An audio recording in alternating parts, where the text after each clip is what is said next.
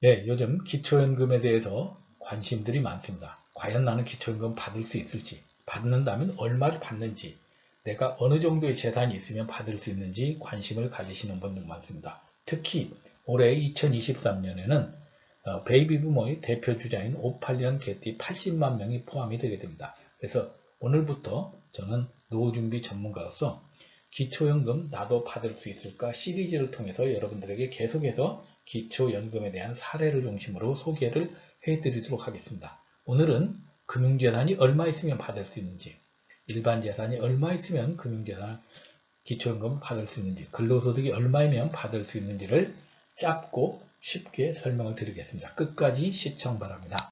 자, 먼저 58년 개띠의 궁금증을 보도록 하겠습니다.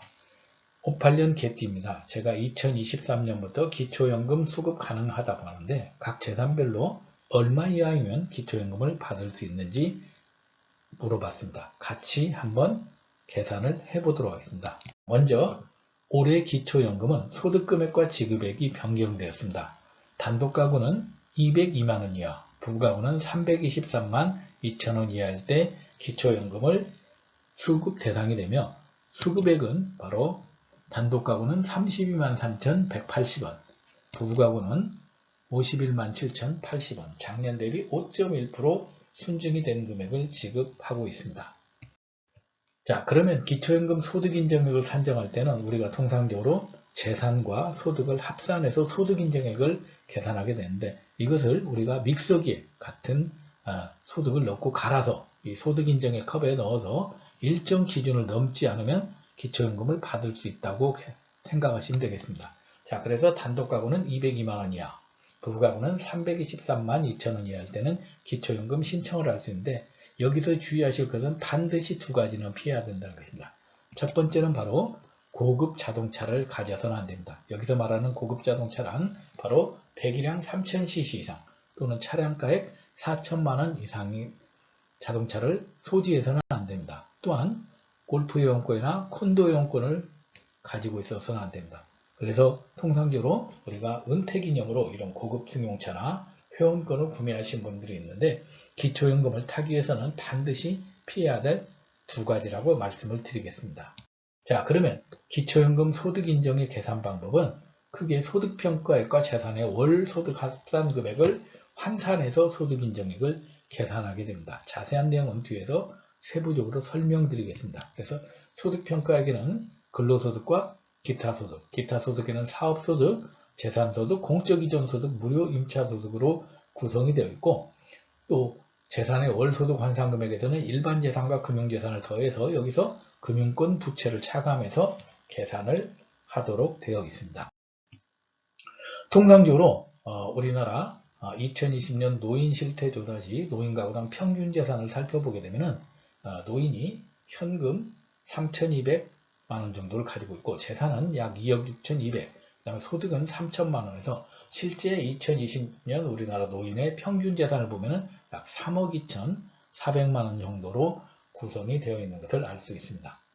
자, 그러면 기초연금 지원 대상 여부를 먼저 알아보기 위해서 금융재산만 갖고 있는 경우에 얼마까지면 기초연금을 신청할 수 있는지 한번 계산 방법을 통해서 살펴보도록 하겠습니다. 여러분들이 보신 바와 같이 기초연금 금융재산은 통상적으로 금융재산에서 2천만원을 공제하게 됩니다. 여기서 말하는 금융재산은 현금, 주식, 예금, 펀드, 채권 이런 것들을 다 포함한 걸 말합니다. 자, 그래서 금융재산 합해서 2천만원을 뺀 상태에서 여기에서 4%의 연환산율을 곱해서 나누기 12개월 오면은 월 환산 금융재산의 환산액이 나오게 됩니다. 자, 예를 들어서 여러분들에게 설명을 드려보면 만약에 금융재산이 2억 원이신 분은 여기에서 2천만 원을 기본적으로 공제하고 여기서 4%를 계산해서 나누기 12달을 하게 되면 이분은 월 소득 환산액이 금융재산 환산액이 60만 원이 되게 됩니다. 자, 이걸 근거로 우리가 단독가구 기준을 살펴보게 되면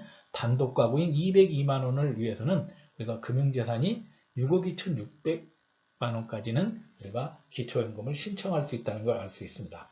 이런 근거로 부부가구인 경우를 계산해 보면 금융재산 9억 8,960만 원을 갖고 있는 사람도 기초연금을 신청할 수 있다는 것을 알 수 있습니다. 물론 이것은 극단적으로 다른 재산이 전혀 없다는 것을 가정했기 때문에 참고하시기 바랍니다.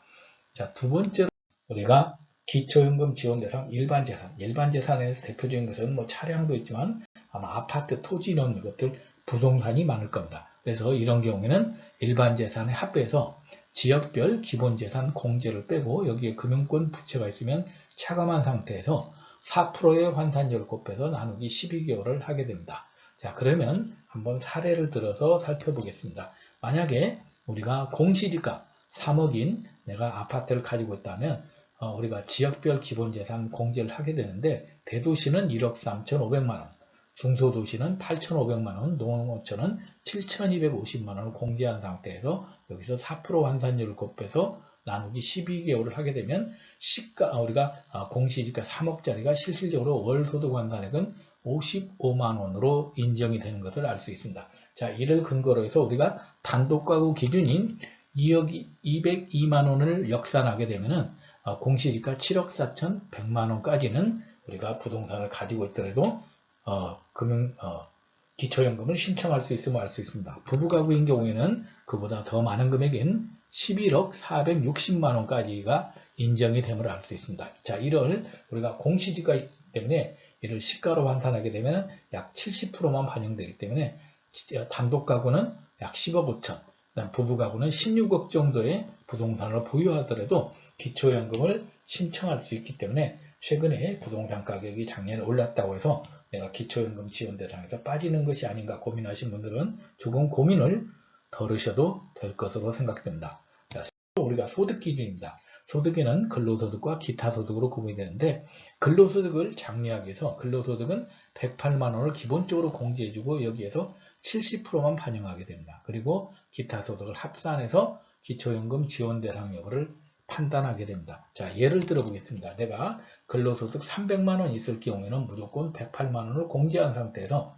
70%를 곱해서 기타 소득이 없기 때문에 이 사람은 실제 300만원을 벌고 있지만 134만 4천원만 근로소득이 반영이 됩니다. 자, 그럴 것을 우리가 역산해서 우리가 단독가구와 부부가구의 근로소득 최대액을 살펴보면 우리가 단독가구인 경우는 근로소득 약 396만 5천원을 벌고 있더라도 단독가구 202만원 근로소득을 인정되기 때문에 우리가 기초연금을 신청할 수 있고 부부가구인 경우에는 실제로 두 부부가 같이 공제를 받기 때문에 677만 7천원까지는 우리가 기초연금을 신청할 수 있음을 알 수 있습니다. 그래서 우리가 상당히 많은 근로소득을 갖고 있더라도 기초연금을 신청할 수 있다는 것을 알 수 있습니다. 자, 이를 여러분들에게 지금까지 설명드린 것을 표 한 장으로 제가 간단히 정리해서 다시 말씀드립니다.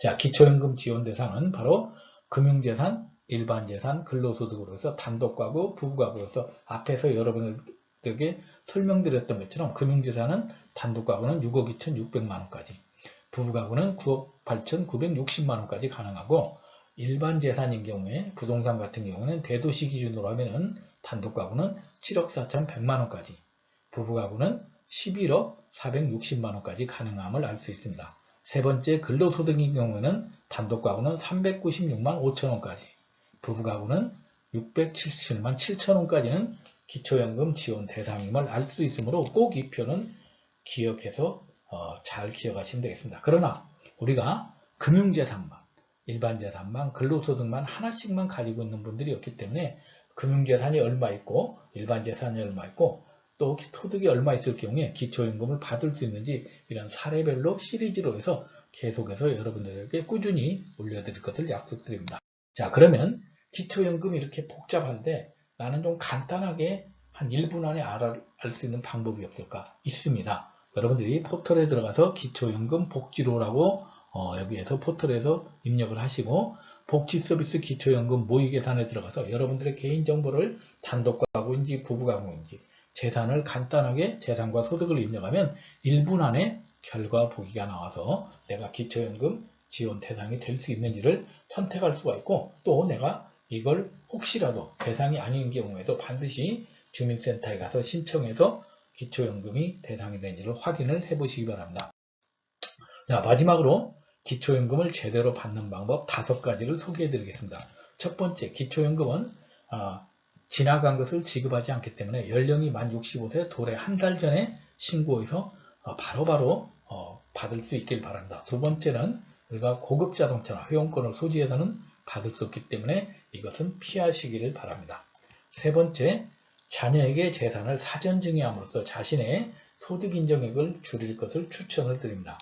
네 번째, 금융재산이 많을 경우에 일부 좀 좋은 방법은 아닙니다만 예금을 하는 것보다 현금을 부여해서 자신의 소득을 인정액을 낮추는 것을 추천드립니다. 마지막으로 다른 소득보다는 근로소득으로 주력소득을 함으로써 공제를 최대한 활용하시기 바랍니다. 자, 오늘 어떻게 도움이 되셨는지 모르겠습니다. 이 동영상이 도움이 되셨다면 좋아요, 구독, 알림 설정 부탁드립니다. 문의사항은 댓글에 올려주시면 되겠습니다. 항상 건강하고 행복하시길 바랍니다.